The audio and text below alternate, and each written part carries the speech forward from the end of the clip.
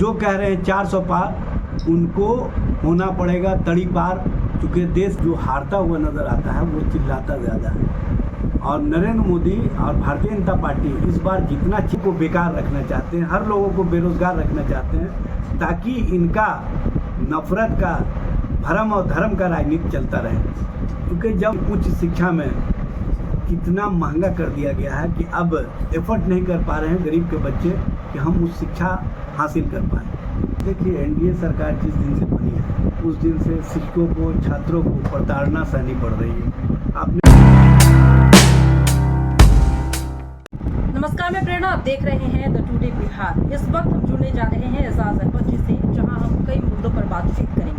दरअसल आज का ही मुद्दा है कि शिक्षकों पर एक बार फिर से लाठीचार्ज किया गया है। दरअसल ये बात है अतिथि शिक्षकों की। इस मुद्दे पर जुड़ेंगे, चुनाव के मसलों पर भी बातचीत करेंगे। लेकिन आइए सबसे पहले बातचीत करते हैं एक बार फिर से आज पटना में जो शिक्षक पर लाठीचार्ज किया गया, उनके विश्वास को तोड़ा गया है, क्या लगता है? देखिए, एनडीए सरकार जिस दिन से बनी है उस दिन से शिक्षकों को, छात्रों को प्रताड़ना सहनी पड़ रही है। आपने देखा होगा अभी इंटर के छात्रों के साथ किस तरह से प्रताड़ना की गई और किस तरह से उनको परेशान किया गया।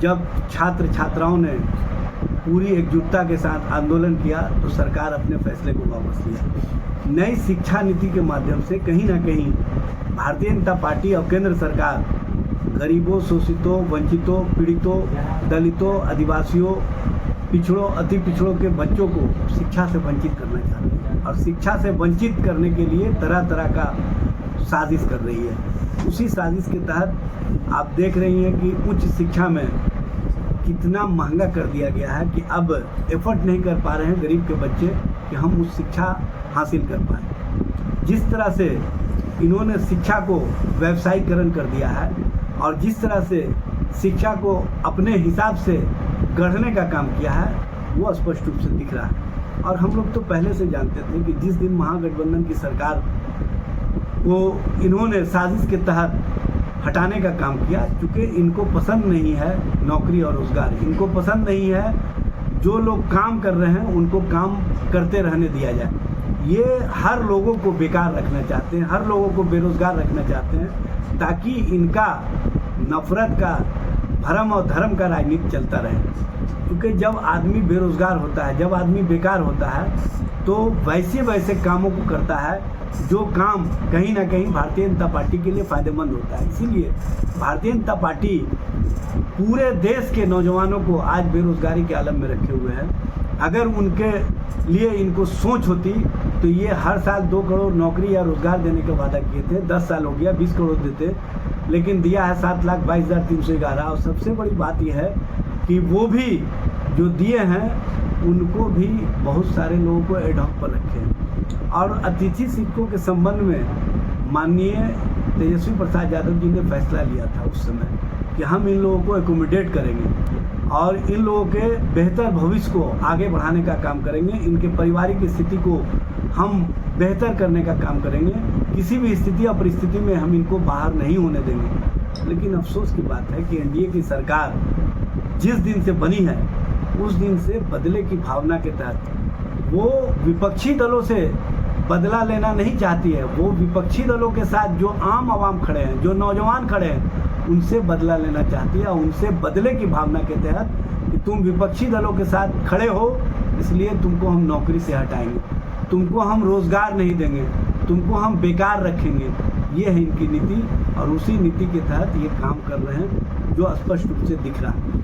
अतिथि शिक्षकों को आपने ये लगातार काम कर रहे थे और इनके पारिवारिक स्थिति उन पर ही निर्भर था। आपने उनको एकाएक हटा करके उनके साथ, उनके परिवार के साथ जिस तरह से जुल्म किया है, जिस तरह से प्रताड़ना दी है, ये कहीं ना कहीं और इसका जो आह है वो कहीं ना कहीं भारतीय जनता पार्टी और जनता दल यूथ सरकार को लगेगी। क्योंकि गरीबों के साथ, जो पीड़ित हैं, उनके साथ आप प्रताड़ना का जब काम करेंगे तो उनका प्रताड़ना और उनके परिवार का जो आंसू है वो कहीं ना कहीं आपके और आपके लिए वो तेज़ाब बन करके सामने आएगा और आपको भस्म कर देगा। ये आप स्पष्ट रूप से समझ लीजिए। क्योंकि आपने जो राजनीति शुरू की है वो तेजस्वी प्रसाद यादव के जो किए गए कार्य थे, जो 17 महीनों में महागठबंधन सरकार ने बेहतर काम किए थे, उस काम के एवज में आप बड़ी लकीर खींचने पर विश्वास नहीं कर रहे हैं। आप उन लकीरों को ही मिटा रहे हैं जिन लकीरों पर तेजस्वी प्रसाद यादव ने नौजवानों को, गरीबों को, आम आवाम को, शिक्षकों को सरजमीन पर खड़ा किया था और उनके बेहतर भविष्य को, बेहतर सोच को आगे बढ़ाते हुए उन्हें मुस्कुराने का मौका दिया था। आपने उनकी मुस्कुराहट को छीन लिया, आपने उनके परिवार के आंखों में आंसू दे दिया। आप कौन सा राजनीति कर रहे हैं? आप बदले की भावना के तहत इस तरह का नौजवानों से प्रताड़ना और नौजवानों के साथ व्यवहार क्यों कर रहे हैं, ये समझ में नहीं आ रहा है, ये समझ से परे है। और जितने भी बिहार में एनडीए के नेता हैं या मुख्यमंत्री और उप मुख्यमंत्री हैं, वो इस मामले में खामोशी साधे हुए हैं। उनको सच और सच्चाई से अवगत होते हुए भी लोगों से उनकी जो प्रताड़ना है, उनकी जो सोच है, उसके साथ जुड़ने का काम नहीं कर रहे हैं। ये स्पष्ट करता है कि आपकी राजनीति कहाँ पहुँच गई। एक और सवाल बस लेना चाहेंगे कि इस वक्त जब हम ग्राउंड जीरो रिपोर्ट पर नवादा में पहुंचे तो वहां पर हमने जनता से जुड़कर बातचीत की। इस बार नरेंद्र मोदी साहब कह रहे हैं कि अब की बार 400 पार, लेकिन जब हम वहां जनता से बात कर रहे हैं तो उसका कहना है कि 180 के पार नहीं जाने वाला। आपको क्या लगता है, नरेंद्र मोदी के बातों का या उनके दावों में कितनी सच्चाई है? देखिए, सभी को पता है जो हारता हुआ नजर आता है वो चिल्लाता ज़्यादा है, और नरेंद्र मोदी और भारतीय जनता पार्टी इस बार जितना चिल्ला रहे हैं, इसी समझ में आ रहा है कि मोदी के प्रति जो लोगों की सोच है, जो लोगों का विचार है, वो स्पष्ट रूप से दिख रहा है। और अब मोदी के साथ नहीं, लोग मुद्दे के साथ जुड़े रहना चाहते हैं। और मुद्दा है महंगाई का, मुद्दा है भ्रष्टाचार को शिष्टाचार और सदाचार रूप देने वाली जो इनकी नीतियाँ हैं उसके खिलाफ, मुद्दा है महिलाओं पर अत्याचार की घटनाओं में जो भाजपा के नेताओं की संलिप्तता है और उनके साथ जो न्याय नहीं हो रहा है, और मुद्दा है गरीबों को और गरीब बनाने की जो इनकी नीतियां हैं, उसके खिलाफ जो लोगों में गुस्सा है, जो लोगों में आक्रोश है, वो आक्रोश दिख रहा है। इसीलिए मोदी को भी एहसास है, मोदी के लोगों को भी एहसास है, इसीलिए ये चिल्ला